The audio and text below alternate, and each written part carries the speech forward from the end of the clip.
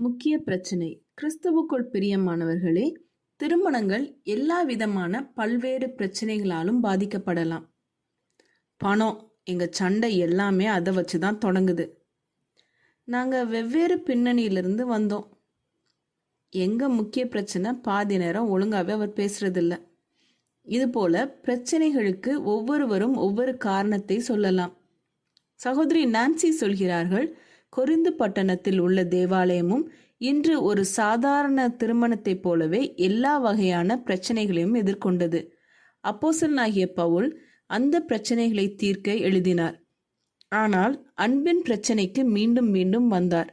முக்கிய பிரச்சனை என்னவென்றால், மக்கள் கடவுளின் அகப்பே அன்பை அவர்களுக்குள்ளாக ஓட விடவில்லை. அகப்பே அன்பு என்பது பிரதிபலன் எதையும் எதிர்பார்க்காமல் வேறொருவருக்கு கொடுப்பதாகும். கடவுளின் அன்பு கொரிந்துவில் உள்ள பிரச்சனைகளை தீர்ப்பது போலவே கடவுளின் அன்பு திருமண வாழ்வையும் மாற்றும். பரிசுத்த பவுல் 1 கொரிந்தியர் 13ஆம் அதிகாரத்தில் அந்த வகையான அன்பை பற்றி எழுதியிருக்கிறார்.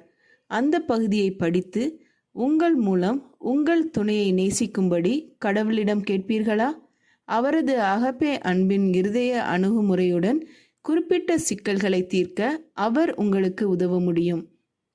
ஜெபம் செய்வோம்.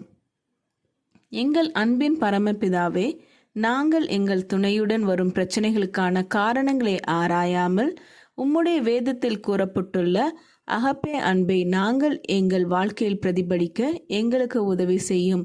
நாங்கள் எங்கள் துணையோடு ஒரு நிபந்தனையற்ற எந்தவித பிரதிபலனும் எதிர்பாராத ஒரு அன்பை அவர்களிடம் காட்ட எங்களுக்கு உதவி செய்யும்.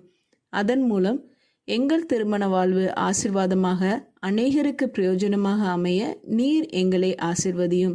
இயேசுவின் மூலம் ஜெபிக்கிறோம் பரமபிதாவே, ஆமீன். இந்த மெசேஜ் 20 ஜூன் 2022 நான்சி டிமாஸ் வோல்கமோத் அவர்களின் இயேசுவை தேடி என்ற புரோகிராமிலிருந்து எடுக்கப்பட்டது. கர்த்தர் உங்களை ஆசீர்வதிப்பாராக.